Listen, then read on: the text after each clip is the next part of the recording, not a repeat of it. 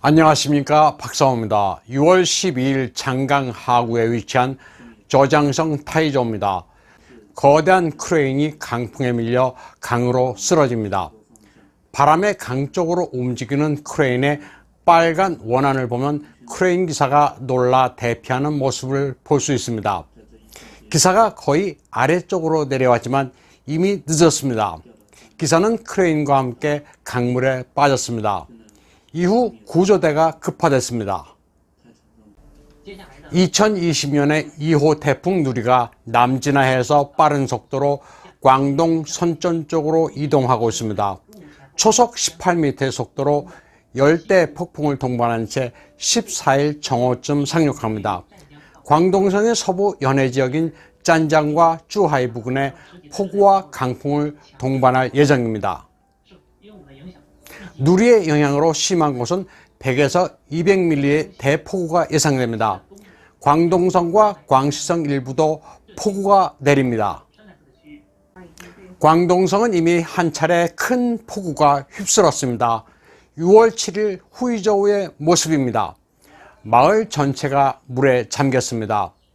사방이 온통 물이라 집에 갇혀 나갈 수도 없을 정도였습니다. 6월 5일 광시성 바이서입니다. 도시와 강의 구분이 없어졌습니다. 사람들이 뜰채로 길거리에서 물고기를 잡습니다. 맨손으로 잡는 이도 있습니다. 이처럼 물바다로 변한 중국 남부의 주말 이후 또다시 폭우가 예측되고 있습니다. 윈난성 옌진시의 모습입니다. 도심이 아예 강으로 변했습니다. 강에는 다리까지 물이 차 사람이 건널 수도 없습니다. 국도변의 주유소는 간판의 윗부분만 겨우 보입니다. 급류의 차량도 사람도 휩쓸려 내려가지만 손을 쓸 방법이 아예 없습니다. 우한 폐렴이 베이징에서 2차 대폭발 조짐을 보이고 있습니다. 6월 11일과 12일 육류 제품 검사에 종사하던 2명이 확진 환자로 밝혀졌습니다. 베이징 위생당국은 그들이 간 적이 있는 베이징 시내 6개 대형 시장에 대해 역학조사를 실시하고 잠정 폐쇄했습니다. 펑타이구에 있는 신파티 도매시장과 징선 해산물 도매시장, 순위구의 순신 스먼 도매시장, 화이로구의 완싱 농산물시장, 핑구구의 똥스취 농산물시장, 차오양구의 송위동리 시장 등입니다. 모두 채소 같은 농산물 외에 육류나 생선류 같은 습한 식재료를 취급하는 재래시장입니다. 조사 결과 45명이 양성으로 판정돼 비상이 걸렸습니다. 우한의 화난 해산물시장과 비슷합니다. 중국 당국은 즉각 무장경찰을 시장에 배치하고 통제에 들어갔습니다. 시장 폐쇄뿐 아니라 베이징 당국은 12일부로 모든 체육 경기 활동을 잠정 금지한다고 밝혔습니다.